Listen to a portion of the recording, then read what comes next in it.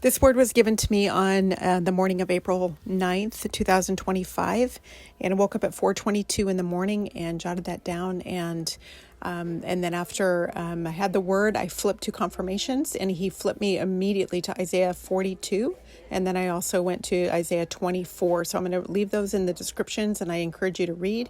But here is the word. Declare, restore. Who will heed and hear?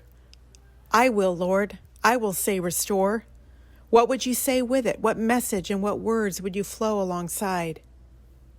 Abide, abide, you by the Lord's side. Awake and quake, you who idols make. Ears open wide, eyes now see. Your King is coming, all glory is he. Rise up, stand and declare, you gates. Woe to the one who wobbles and waits. No fear of man, only Lord, only me. You, my children, are now set free. Run, take the land, your promise restored. Call out in full, come, promises of the true Lord.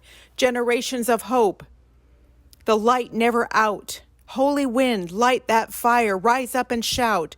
Shout glory and praise, thanksgiving to the King. From the rooftops, from the trees, mighty men sing. Victory is ours, says your holy King.